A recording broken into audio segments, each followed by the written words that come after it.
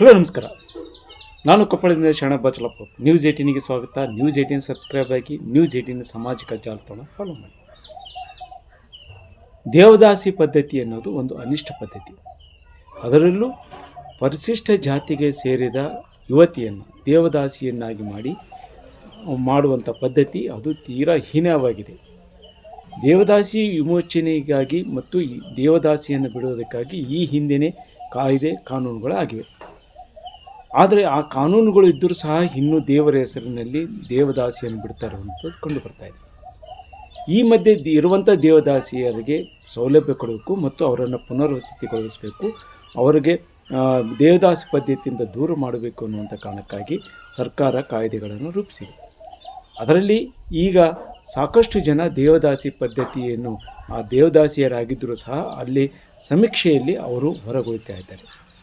ಈ ಮಧ್ಯೆ 1984ರಲ್ಲಿ ಒಂದು ಸಮೀಕ್ಷೆ ಆಯಿತು. ಆ ಸಮೀಕ್ಷೆಯಲ್ಲೂ ಸಹ ಕೊಪ್ಪಳ ಜಿಲ್ಲೆ ಹೆಚ್ಚಿತ್ತು. ಆ ಕಾರಣಕ್ಕಾಗಿ ಇಲ್ಲಿ ಆದರೂ ಸಹ ಇಲ್ಲಿ ಸಾಕಷ್ಟು ಜನ ಹೊರಗುಳಿದಿದ್ದಾರೆ ಅನ್ನುವಂಥ ಮಾಹಿತಿ ಇತ್ತು.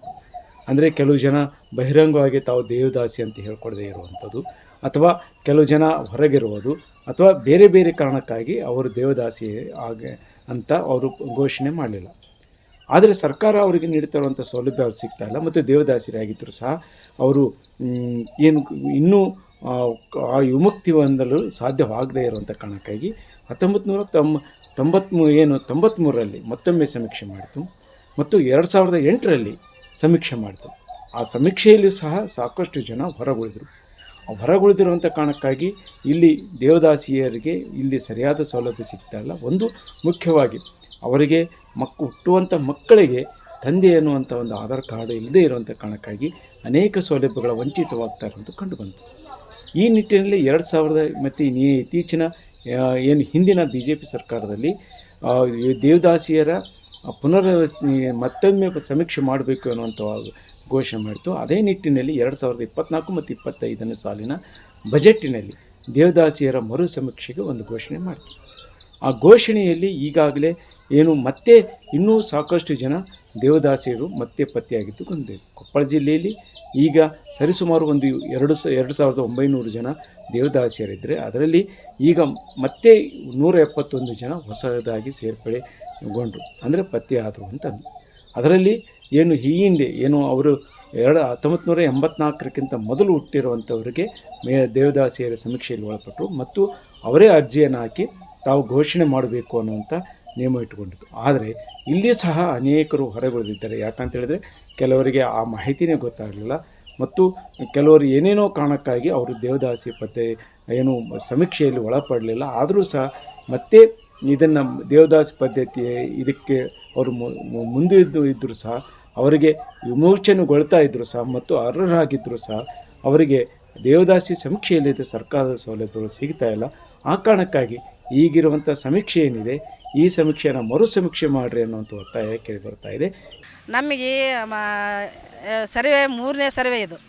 ನಾವು ನಮ್ಮ ಬೇಡಿಕೆ ಏನಿತ್ತು, ಸರ್ವೆಲಿಂದ ಯಾರು ಹೊರಗುಳಿಬಾರ್ದು, ಎಲ್ಲರನ್ನೂ ಸರ್ವೆ ಮಾಡ್ಬೇಕಂತ ನಮ್ಮ ಬೇಡಿಕೆ. ಆದರೆ ಇವರು ಅರ್ಧಂಬರ್ಧ ಮಾಡಿ ಸರ್ವೆ ಮಾಡಂತ ಕೇಳಿದ್ದು ನಾವೇ, ಹೋರಾಟ ಮಾಡಿದ್ದು ನಾವೇ. ಸರ್ವೆ ಮಾಡೋಕ್ಕೆ ಹಿಂಗೆ ದೇವದಾಸಿ ಹೆಣ್ಮಕ್ಳು ಪೂರ್ತಿ ಕಡೆಗೆ ಉಳಿದು ಹೆಣ್ಮಕ್ಳು ಅವರು ಅಂಥ ಹೆಣ್ಮಕ್ಳು ಈಗ ದೇವದಾಸಿ ಆಗಿಬಿಟ್ರೆ ತಿಳಿಯಾರ್ದು ವಯಸ್ಸು ಯಾರು ಏನು ಮಾಡೋಕ್ಕಾಗಲ್ಲ. ಅದು ವಂಶ ಪರಂಪರೆ ಬಂದುಬಿಟ್ಟೈತಿ. ತಿಳುವಳಿಕೆ ಕೊಟ್ಟ ಮೇಲೂ ಆಗ್ಯಾರ ಅಂದಮೇಲೆ ಈಗ ಏನು ಮಾಡೋಕ್ಕೆ ಬರೋಲ್ಲ. ಪೂರ್ತಿ ಹೊರಗುಳಿದ್ಬಿಟ್ರೆ ಅವ್ರ ಸಂಬಂಧ ಮಕ್ಳಿಗೆ ಭಾಳ ತೊಂದರೆ ಆಗಾಕತ್ತೈತಿ. ಅದಕ್ಕೆ ಅವ್ರನ್ನ ಹೊರಗುಳಿಯಾರ್ದಂಗೆ ಅವ್ರನ್ನ ಪಟ್ಟ್ಯಾಗ ಸೇರಿಸ್ಕೋಬೇಕು. ಆಮೇಲೆ ಪಟ್ಟ್ಯಾಗಿದ್ದವ್ರೂ ಸರ್ವೆ ಸರಿಗೆ ಆಗಿಲ್ಲ, ಆ ಸರ್ವೆನೂ ಅದು ಪೂರ್ತಿಗೊಳ್ಬೇಕು. ಆಮೇಲೆ ಮಕ್ಕಳಿಗೂ ಭಾಳ ತೊಂದರೆ ಆಗಾಕತ್ತೈತಿ. ಈಗ 3 ವರ್ಷ ಆಯಿತು, ಸಹಾಯಧನನೂ ಸಿಕ್ಕಿಲ್ಲ ಅವರಿಗೆ. ಅದನ್ನು ಪೆಂಡಿಂಗ್ ಉಳಿದಾವು. ಮನೆಗಳು 2010 ಅದು 11ರಾಗ ಬಂದು ಮನೆಗಳು ಅಷ್ಟ್ರಾಗೆ 40,000 ರೂಪಾಯಿ ಮನೆ ಅವು ಬಿದ್ದೋಗ್ಯಾವ. ನಿಮಗೆ ಒಂದು ಸಲ ಬಂದ್ರ ಮೇಲೆ ಮನೆ ಮತ್ತೆ ಬರೋಂಗಿಲ್ಲ ಅಂತ ಹೇಳ್ಯಾರ. ಅವು ಮನೆಯೂ ಆಗ್ಬೇಕು, ನಮಗೆ ನಿವೇಶನ ಆಗಲೇಬೇಕು. ಈಗ 8-10 ಮಕ್ಳು ಇರ್ತಾವೆ, ಒಂದೇ ಮನೆ ಅಂದ್ರೆ ಆಗಲ್ಲ. ನಮಗೆ ಜಾಗನೂ ಕೊಡಬೇಕು, ಮನೆಯೂ ಕಟ್ಟಿಕೊಡ್ಬೇಕು. ಎಂಥದ್ದು ಗುಡಿ ಗುಂಡಾರಿಗೆ ಕೊಡ್ತೀರಿ ಅಂತೆ, ನಮ್ಮ ದೇವದಾಸಿ ಹೆಣ್ಮಕ್ಳಿಗೆ ಯಾಕೆ ಕೊಡಲ್ಲ ಅಂತ ನಾವು ಸರ್ಕಾರಕ್ಕೆ ಕೇಳಕತ್ತೀವಿ.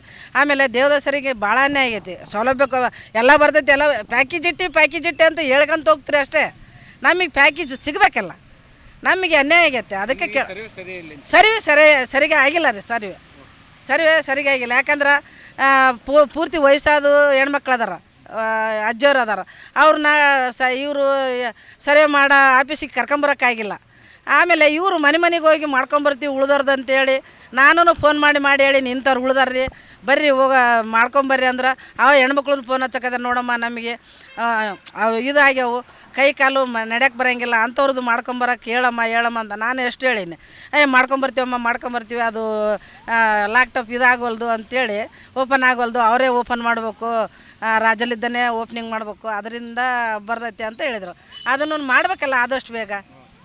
ಈಗ ಹೊರಗುಳಿದು ಬಿಟ್ಟರೆ ಅವ್ರಿಗೇನು ಸೌಲಭ್ಯ ಬರೋಂಗಿಲ್ಲ, ಪೂರ್ತಿ ಅನ್ಯಾಯ ಮಾಡ್ದಂಗೆ ಆಗ್ತೈತಿ. ಅದಕ್ಕೆ ಮಕ್ಳಿಗೂ ಅನ್ಯಾಯ ಮಾಡ್ದಂಗೆ. ಅದಕ್ಕೆ ನಾವು ಸರ್ಕಾರಕ್ಕೆ ವಯಸ್ಸಿನ ಮಿತಿ ಇಡಬಾರ್ದು ಅಂತೇಳಿ. ಆಮೇಲೆ ಈಗ ದೇವದಾಸರು ಆಗಿಬಿಟ್ರೆ ಈಗ ಅವ್ರನ್ನ ಯಾವುದಕ್ಕೂ ಕಡೆಗಣಿಸೋಕೆ ಬರೋಂಗಿಲ್ಲ. ಈಗ ಮಕ್ಕ ನೋಡಿ ಎಲ್ಲರನ್ನೂ ಸರ್ವೆ ಪಟ್ಟಿಗೆ ಸೇರಿಸ್ಕೋಬೇಕಂತ ನಮ್ಮ ಮನವಿ. ನಾವಿವತ್ತು DC ಆಫೀಸ್ ಮುಂದೆ ಪ್ರತಿಭಟನೆ ಮಾಡ್ತಾ ಇದ್ವಿ. ಈಗ ಸರ್ವೆ 2007ರಲ್ಲಿ 2ನೇ ಸರ್ವೆ ನಡೆದಿತ್ತು, ಇದು ಮತ್ತು 3ನೇ ಸರ್ವೆ. ಈ ಸರ್ವೆ ಸರಿಯಾದ ರೀತಿಯಲ್ಲಿ ಪ್ರಚಾರನೂ ಆಗಿಲ್ಲ. ಪ್ರಚಾರ ಆದರೂ ಕೂಡ ಹಿಂದೆ ನಾವೊಂದು ಅಭಿಪ್ರಾಯಕ್ಕೆ ಬಂದಿದ್ವಿ ಸರ್, ದಯಮಾಡಿ ಪಂಚಾಯತಿ ವ್ಯಾಪ್ತಿಯಾಗ ಮತ್ತು ಅಂಗನವಾಡಿ ಕೇಂದ್ರಗಳಿಗೆ ಕೊಟ್ಟರೆ ಮಾತ್ರ ಯಾರು ಉಳಿದಾರ, ಯಾರು ಬೆಂಗಳೂರಿಗೆ ಮಂಗಳೂರಿಗೆ ವಲಸೆ ಹೋಗ್ಯಾರ ಅವ್ರಿಗೆಲ್ಲರೂ ಅವ್ರ ಹತ್ರ ಮಾಹಿತಿ ಇರ್ತೈತಿ. ನೀವು ಅವ್ರ ಮುಖಾಂತರ ಏನಾದರೂ ಸರ್ವೆ ಮಾಡಿದ್ರೆ ಈ ಸರ್ವೆ ಸಂಪೂರ್ಣಗೊಳ್ತೈತಿ. ಹೌದು, ಇದೂ ಸರಿಯಾಗಿಲ್ಲ ಸರ್, ಇದೂ ಸರಿಯಾಗಿಲ್ಲ. ಈಗೆಲ್ಲ ಅರ್ಜಿ ಕೊಟ್ಟಿದ್ದೀವಿ ಸರ್, ಅರ್ಜಿ ಕೊಟ್ಟಿದ್ದೀವಿ. ಹಿಂದೆ ಯಾರು ಪಟ್ಟಿ ಒಳಗಡೆ ಇದ್ದರು, ಸರ್ವೆ ಪಟ್ಟಿ ಒಳಗಡೆ ಇದ್ದರು, ಅವರು ಇವತ್ತು ಆ ಪಟ್ಟಿ ಒಳಗಡೆ ಇಲ್ಲ. ಈಗಿನ ಸರ್ವೆ ಏನು ಮಾಡಿದಾರಲ್ಲ ಆ ಪಟ್ಟಿ ಒಳಗಡೆ ಇಲ್ಲ, ಬಿಟ್ಟಿದ್ದಾರೆ. ಕಾರಣ ಅವರು ಅಲ್ಲಿಗೆ ಬರೋಕ್ಕಾಗಿಲ್ಲ. ಇವರು ತಾಲೂಕು ಕೇಂದ್ರದಾಗ ಒಂದು CDP ಆಫೀಸ್ ಹತ್ರ ಇವರು ಒಂದು ಸರ್ವೆ ಮಾಡೋಕತ್ತಿದ್ದಾರೆ. ಅವ್ರ ಹತ್ರ ಹೋಗಿ ಕರ್ಕೊಂಬರೋದು, ಅವ್ರನ್ನ ಸರ್ವೆ ಮಾಡಿ ಕಳಿಸೋದು, ಇವರು ಯಾವ ಕೆಲಸ ಮಾಡಿಲ್ಲ. ಯಾರು ಕೈಕಾಲು ಗಟ್ಟಿ ಇರ್ತಕ್ಕಂಥವ್ರು, ಕೂಲಿ ನಾಲಿ ಮಾಡೋವಂಥವ್ರು ಇಲ್ಲಿ ಬಂದು ಸರ್ವೆ ಮಾಡ್ಕೊಂಡು ಹೋಗಿದ್ದಾರೆ. ತೀರಾ ವಯಸ್ಸಾದವರು, ಕಣ್ಣು ಕಾಣದಾಗಿರ್ತಕ್ಕಂಥವ್ರು, ಅನಾರೋಗ್ಯಕ್ಕೆ ಈಡಾಗಿರ್ತಕ್ಕಂಥವ್ರು ಈ ಸರ್ವೆ ಒಳಗಡೆ ಬಂದಿಲ್ಲ. ಅದಕ್ಕೆ ಇವರು ಯಾವುದೇ ಕ್ರಮ ತೆಗೆದುಕೊಂಡಿಲ್ಲ ಸರ್. ಕೂಡಲೇ ಅವ್ರನ್ನ ಈಗ ಸರ್ವೆ ಮಾಡಬೇಕು, ಅವರಿಗೆ ಈಗಿರ್ತಕ್ಕಂಥ ಬೆನಿಫಿಟ್ಗಳು ಸಿಗಬೇಕು ಅನ್ನೋದು. ಎರಡನೇದು ಸರ್, ಈಗ ಸರ್ವೆಯಿಂದ ಆಚೆ ಇರ್ತಕ್ಕಂಥವ್ರಿಗೆ 45 ವಯಸ್ಸಿನ ಮಿತಿ ಇದ್ದರೆ ಅವ್ರು ಒಳಗಡೆ ಬರ್ತಾರೆ, ಇಲ್ಲಾಂದ್ರೆ ಇಲ್ಲ ಅಂತಾರೆ. ಇದು ಸರಿಯಾದ ಇದೆ ಅಲ್ಲ. ಹಿಂದೆ ಬ್ರಿಟಿಷ್ ಕಾಲದ ಆಡಳಿತ ಇದ್ದಾಗ ಕೂಡ ಅವಾಗ ಸರ್ವೆ ಮಾಡಿದ್ದಾರೆ, ಎಲ್ಲರನ್ನ ತೊಗೊಳ್ಬೇಕು ಅನ್ನೋ ಕಾರಣಕ್ಕಾಗಿ. ಈ 87ರ ಕಾನೂನು ಹೇಳಿ ಇವರು ನಮ್ಮನ್ನು ದೂರ ತಳ್ಳಕತ್ತಾರ. ಅದು ಸರಿಯಾದ ಕ್ರಮ ಅಲ್ಲ. ಇರ್ತಕ್ಕಂಥವ್ರನ್ನ ಇರೋದೇ ಬೆರಳಿಕೆಷ್ಟು ಜನ ನಮ್ಮ ಜಿಲ್ಲೆಯಲ್ಲಿ ನೋಡಿತ್ತಂದ್ರೆ ಒಂದು 100 ಜನ ಇಲ್ಲ 150 ಜನ ಹೆಚ್ಚಾಗ್ಬೇಕಂದ್ರೆ, ಇಡೀ ಜಿಲ್ಲೆಯಲ್ಲಿ ಹೆಚ್ಚಾಗ್ಬೇಕಂದ್ರೆ ಕಷ್ಟ. ಆ 150 ಜನನ ಇವರು ಒಳಗಡೆ ತಗೊಂಡು ಅವ್ರ ಮಕ್ಕಳನ್ನು ಯಾವುದೇ ಕಾರಣಕ್ಕೆ ವಿದ್ಯೆಯಿಂದ ವಂಚಿತರನ್ನಾಗಿ ಮಾರಬಾರ್ದು. ಸರ್ಕಾರಿ ಸೌಲಭ್ಯಗಳನ್ನು ಕೊಡ್ಬೇಕಂತ ನಾವು ವಿನಂತಿಯನ್ನು ಮಾಡ್ತೇವೆ. ಧನ್ಯವಾದ. ಅಲ್ಲ, ಈಗ ನಮಗೆ ಇದು ಕಾಲಾನುಕಾಲಕ್ಕೆ ಮಾಡ್ತಾನೆ ಇರ್ತಾರೆ. ಇತ್ತೀಚೆಗೆ ಕೂಡ ಒಂದು ಸಮೀಕ್ಷೆ ಮಾಡೋದಕ್ಕೆ ನಮ್ಗೆ ಹೇಳಿದರು. ಸಮೀಕ್ಷೆಯನ್ನು ನಾವು ಮಾಡಿದ್ದೀವಿ. ಮಾಡಿ ಯಾರು ಬಿಟ್ಟೋಗಿದ್ರೋ ಅವ್ರನ್ನ ಗುರುತಿಸಿ ಅವರಿಗೆ ಈಗಾಗಲೇ ಸರ್ಟಿಫಿಕೇಟನ್ನು ಕೂಡ ಇಶ್ಯೂ ಮಾಡಿದ್ದೇವೆ. ಇನ್ನೂ ಕೆಲವೊಬ್ಬರು ಈ ನಿಷೇಧ ಆದ ನಂತರದಲ್ಲಿ ಕೆಲವೊಬ್ಬರು ಇದ್ದಾರೆ ಅಂತ ಹೇಳ್ತಾ ಇದ್ದಾರೆ. ಅದರ ಬಗ್ಗೆ ನಾವು ಒಂದು ಸ್ಪಷ್ಟೀಕರಣ ಕೋರಿದ್ದೇವೆ. ಆ ಸ್ಪಷ್ಟೀಕರಣ ಬರೋ ಸಾಧ್ಯತೆ ಇದೆ ಶಾರ್ಟ್ಲಿ.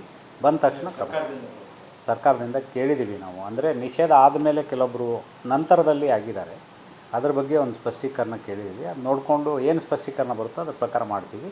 ಅದೇ ಆ ಡೇಟ್ಗಿಂತ ಮೊದಲಿದ್ದವರು ಎಲ್ಲರಿಗೂ ನಾವು ಸರ್ಟಿಫಿಕೇಟ್ ಕೊಡ್ತೀವಿ. ಈ ಕುರಿತು ಜಿಲ್ಲಾಧಿಕಾರಿಗಳನ್ನ ಕೇಳಿದಾಗ ಸರ್ಕಾರ ಏನು ಸೂಚನೆ ನೀಡಿದ್ದು ಆ ಸೂಚನೆ ಆಧಾರದಲ್ಲಿ ಈಗಾಗಲೇ ನಾವು ಸರ್ವೆ ಮಾಡಿ ಒಂದಿಷ್ಟು ಮಾಹಿತಿಯನ್ನು ಕೊಟ್ಟಿದ್ದೇವೆ.